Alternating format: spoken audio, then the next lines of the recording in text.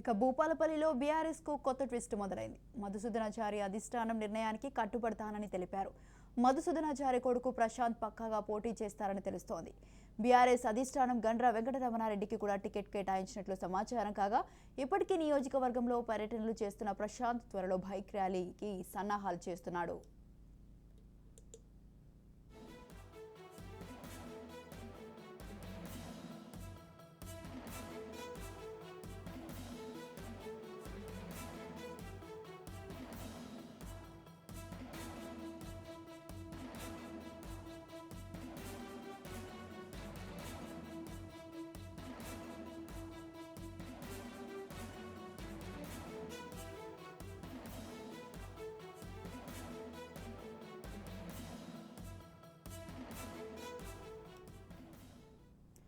భూపాలపల్లిలో BRS కు కొత్త twist మొదలైంది. మధుసూదనాచారి అధిష్టానం నిర్ణయానికి కట్టుబడతానని తెలిపారు.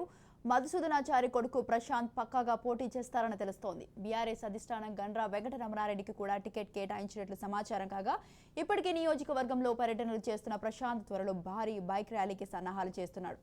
ఇక ఇదే విషయంపై మరింత సమాచారాన్ని అందించడానికి మా ప్రతినిధి సతీష్ ఫోన్ లైన్ లో ఉన్నారు. సతీష్,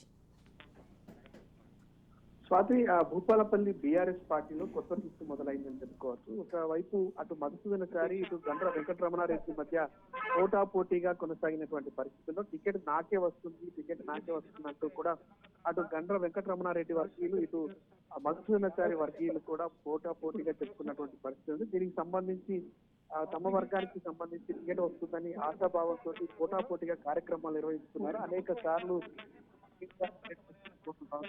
కేసీఆర్ కవిత పర్యటించినటువంటి సందర్భంలో కావచ్చు, ఇరు వర్గాలకు సంబంధించినటువంటి కార్యకర్తలు, నాయకులు పోటాపోటీగా కార్యక్రమాలు నిర్వహించుకున్నారు. ఈ క్రమంలో అటు ఇద్దరి మధ్య కూడా పచ్చగడ్డి వేస్తే బగ్గుమనేంత రేంజ్ లో పరోక్ష ప్రసన్న యుద్ధం లాగా కొనసాగినటువంటి పరిస్థితి అక్కడ నెలకొన్నటువంటి నేపథ్యంలో అటు గండ్ర వెంకటరమణారెడ్డికి టికెట్ ప్రకటించడంతో ఇటు మధుసూదనాచారికి ఉన్నటువంటి ఆశలు అయితే గల్లంతైనట్టుగా చెప్పొచ్చు. దీనికి సంబంధించి తమ తండ్రికి టికెట్ వస్తుంది అనుకున్నటువంటి ప్రశాంత్ ఇంతకాలం బీఆర్ఎస్ పార్టీ మొదటి నుంచి కూడా ప్రారంభం నుంచి కూడా మధుసూదనాచారి పార్టీ బాగు కోసం పనిచేశారు.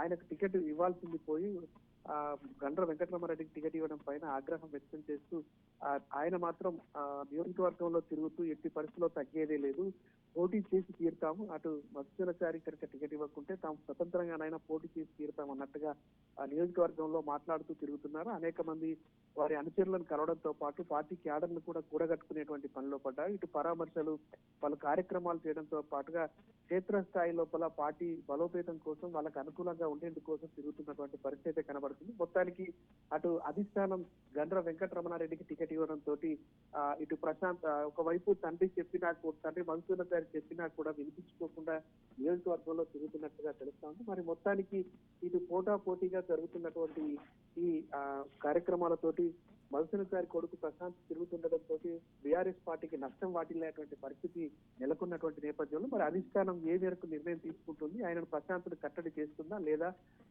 స్వతంత్రంగా పోటీలో నిలిచి తీరుతాడా అనేటువంటి అంశం అయితే భవిష్యత్తు నిర్ణయించేటువంటి పరిస్థితి. మొత్తానికి ప్రశాంత్ మాత్రం ఖచ్చితంగా పోటీ చేసి తీరుతామంటూ ఆయన అనుచరులు కూడా బాహటంగానే ప్రకటిస్తున్నటువంటి పరిస్థితి.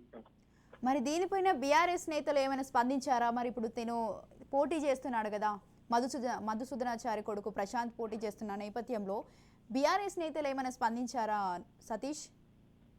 మొత్తానికి బీఆర్ఎస్ పార్టీలో అనేక రకాలుగా వర్గపోర్లు కొనసాగుతున్నప్పటికీ అనేక మంది పోటాపోటీగా నినాదాలు చేసుకుంటూ ఒకరిపైన ఒకరు ఆరోపణలు చేసుకుంటూ పోటాపోటీ కార్యక్రమాల్లో దిగినటువంటి సందర్భంలో కూడా అధిష్టానం అయితే ఎప్పుడు పిలిచి మాట్లాడినటువంటి సందర్భాలే. ఇటీవలే ఇటు జనగాంలో, అటు గణపూర్లో జరిగినటువంటి పరిణామాల నేపథ్యంలో అటు పార్టీకి సంబంధించినటువంటి శ్రేణులను, టికెట్ ఆశావాహులను, టికెట్ ప్రకటించినటువంటి వాళ్ళను పిలిచి మాట్లాడి సంధాయించేటువంటి ప్రయత్నాలు చేస్తున్నటువంటి పరిస్థితి కనబడుతున్నటువంటి నేపథ్యంలో ప్రశాంత్ను కూడా పిలిచి మాట్లాడేటువంటి అవకాశం ఉంది అంటూ కూడా బీఆర్ఎస్ శ్రేణులు చెప్తున్నటువంటి పరిస్థితి. మొత్తానికి మరి బీఆర్ఎస్ అధిష్టానం చెప్తే ప్రశాంత్ వింటాడా లేదా అనేటువంటిది అయితే భవిష్యత్తు నిర్ణయించేటువంటి అవకాశం ఉంది.